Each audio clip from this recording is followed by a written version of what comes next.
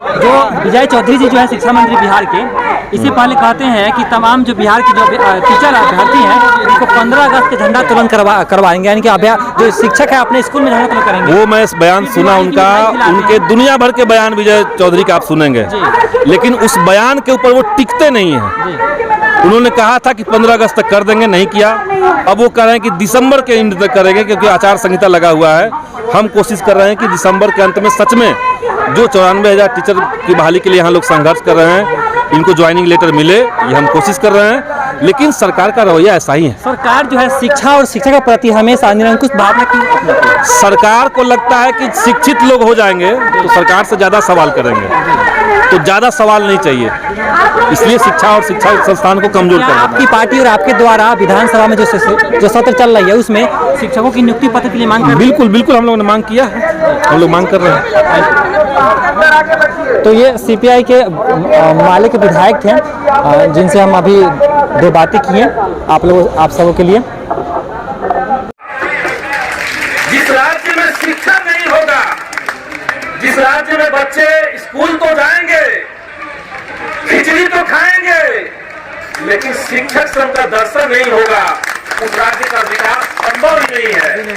और इसलिए आपकी जो लड़ाई है वो सिर्फ अपने रोजगार के लिए नहीं, आपकी जो लड़ाई है वो बिहार को विकास के रास्ते पर आगे ले जाने के लिए, वो बिहार के भविष्य को बचाने और संवारने की लड़ाई है। और इसलिए आपकी लड़ाई में हमने शुरुआत से अपना साथ दिया है। साथियों, आप लोग जानते होंगे जो सरकारी आंकड़ा कह रहा है, केंद्र सरकार का जो शिक्षा विभाग है, जो मानव संसाधन विकास मंत्रालय अब तक था, उसके अनुसार 30 बच्चों के ऊपर एक शिक्षक चाहिए। लेकिन बिहार के अंदर क्या स्थिति है आज? 8,000 से ज्यादा स्कूल ऐसे हैं जिसमें 100 बच्चों पर भी एक शिक्षक नहीं है, उससे भी ज्यादा बच्चों का आंकड़ा हो गया है। तो स्कूल में शिक्षक नहीं है, लेकिन आज केंद्र से लेकर के राज्य सरकार जो है वो आज देश को विश्व गुरु बनाने की बात कहता है। आप उनसे सवाल कीजिए कि जब स्कूलों में नहीं होंगे गुरु तो भारत कहां से बनेगा विश्व गुरु? वेरी गुड, बहुत अच्छा। स्कूल में जब टीचर नहीं है जी। और तो हमने पिछले समय जब कोविड महामारी का दौर था, जब विधानसभा का सत्र चला, उसी लॉकडाउन के समय में, तब हमने सरकार से ये रिक्वेस्ट किया था, हमने सरकार से कहा था कि बिहार भर के बच्चे 1 साल, 1.5 साल, 2 साल के बाद स्कूल जा रहे हैं। जब आपका लॉकडाउन खत्म होगा तो 2-2 साल के बाद बच्चे स्कूल में जाएंगे, तो उनके जाने से पहले आप शिक्षक की जो कुर्सी है वहां पे शिक्षक बैठा दीजिए, ताकि बच्चे जाए तो स्कूल खाली नहीं रहे। लेकिन नीतीश कुमार की जो सरकार है, और मैं सिर्फ नीतीश कुमार की सरकार की बात नहीं कह रहा हूं, आज जो देश के अंदर केंद्र सरकार है, ये दोनों मिलकर के पूरे देश की शिक्षा व्यवस्था का बंटाधार करने में लगे हुए हैं। स्कूलों में शिक्षक नहीं है, तमाम विश्वविद्यालय, जिसको कहा जाता है कि बिहार का सबसे बेहतरीन विश्वविद्यालय आपका पटना विश्वविद्यालय है, 75% लेक्चरर के पद वहां पे खाली पड़े हुए हैं। सब जगह यही आंदोलन चल रहा है। तो आप बिहार को बनाना क्या चाहते हैं? कल विधानसभा का जब सत्र चल रहा था, उसमें सरकार ने प्राइवेट यूनिवर्सिटी बिल में संशोधन करने की बात कही।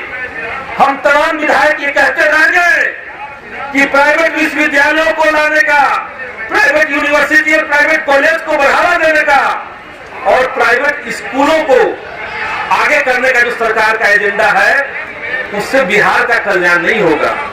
बिहार का कल्याण वहां से होगा जहां पे बिहार के तमाम गरीब गुरबे किसान मजदूर के जो बच्चे हैं वो पढ़ने जाते हैं, और वो स्कूल अगर दुरुस्त नहीं होता है तब शिक्षा व्यवस्था दुरुस्त नहीं होगी।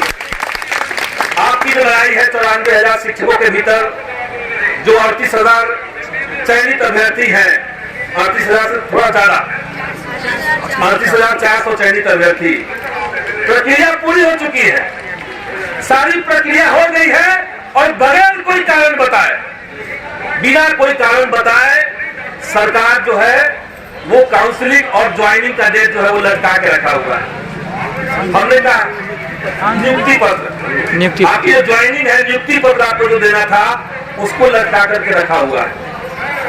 हम सरकार से ये कहना चाहते हैं कि आप तारीख जनवरी में करवाइए। हमने जब शिक्षा मंत्री से पूछा तो वो कह रहे हैं कि दिसंबर के मील में हम लोग इसको शुरू करवाने की कोशिश कर रहे हैं। हमने कहा आप डेट बता दीजिए। हालांकि डेट का इस सरकार के अंदर डेट बताने का भी बहुत वैल्यू नहीं है, ये आप जान लीजिए। बिहार एसएससी का एक बहाली है, 13,000 पदों के लिए 52,000 जो अभ्यर्थी हैं वो चयनित हुए हैं। उनकी बहाली जो 2014 से अब तक पेंडिंग पड़ी हुई है, 20 बार डेट बताया गया और हर डेट के आने से ठीक पहले नया सर्कुलर आता है कि इसको अगले आदेश तक के लिए हम लोग लंबित रखे हुए हैं। और इसलिए हम कहेंगे कि आपकी जो लड़ाई है, आपकी जो मांग है वो बहुत जेन्युइन है, बहुत बुनियादी मांग है। और इस मांग को लेकर के हमारी लड़ाई और मजबूत हो। विधानसभा के अंदर हमने कल ये सवाल दिया था, क्योंकि 4 दिन का सत्र है और 4 दिन के सत्र में शिक्षकों की इतनी बहालियां हैं। जो सीटेट बीटेट कंप्लीट किए हुए जो अभ्यर्थी हैं उनकी बहाली है। 2011 में जो स्टेट क्वालिफाई किए हुए छठे चरण का माध्यमिक और उच्चतर माध्यमिक उनकी बहाली है। 2019 के जो स्टेट क्वालिफाई है उनकी बहाली है। तो इतने तरह की बहालियां हैं। हाई कोर्ट का आदेश आया है कि जो विकलांग छात्र हैं उनको 1996 से लेकर के 2017 तक के सारे बैकलॉग भरी है और शिक्षा विभाग को भी लेकर जारी किया गया। तो हमने चारों मिलाकर के कहा कि बिहार के अंदर शिक्षकों की भारी कमी है। क्या ये सच बात है? क्या ये सच बात है कि सीटेट क्वालिफाई जो 94,000 बहाली है वो स्टेट की बहाली और विकलांग छात्रों की बहाली, ये सब बहालियां लंबित पड़ी हुई है, पेंडिंग पड़ी हुई है? अगर हाँ तो सरकार जवाब दे कि इसको आप कब तक करेंगे। ये हमने सवाल दिया, इसको हमने अपने फेसबुक पे भी डाला हुआ है। सरकार की तरफ से इतना बेशर्म जवाब आता है।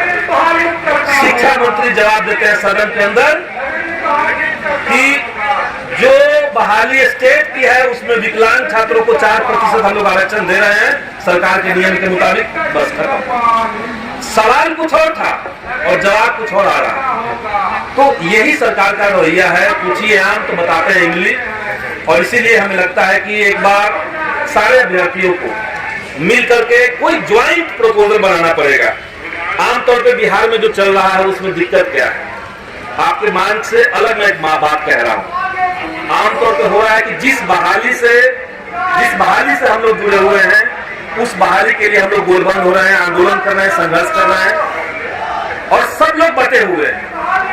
हमारा मानना है कि एक मुकम्मल लड़ाई बिहार के अंदर होना चाहिए। ये बिहार के युवाओं का, बिहार के छात्रों के मान सम्मान की लड़ाई बन चुकी है और इसलिए एक मुकम्मल लड़ाई हो कि सरकार एक कानून बना दे कि कोई भी विभाग हो, उस विभाग से अगर कोई बहाली की विज्ञप्ति जारी होती है तो उस विज्ञप्ति के साथ ज्वाइनिंग कब तक होगा उसका समय सीमा बहाली के विज्ञप्ति में मेंशन है।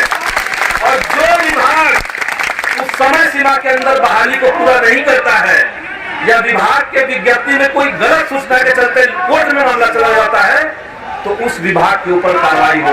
ये कानून बनना चाहिए। हम ये मांग कर रहे हैं। बिल्कुल हम सारे लोग बिखर के लड़ाई कर रहे हैं, लेकिन कुछ मांगे ऐसी होगी जिसमें सारे लोगों को एकजुट होकर के आंदोलन करना पड़ेगा।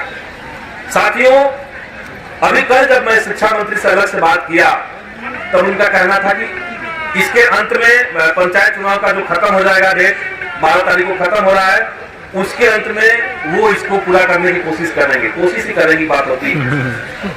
हम लोग लंबे समय से देखी रहे, कोशिश हो ही रहा है 3 साल से। तो इसलिए और कई बहालियां तो 10-10 साल से लटकी हुई है। तो इसलिए हम कहेंगे कि आप लोग संघर्ष कीजिए।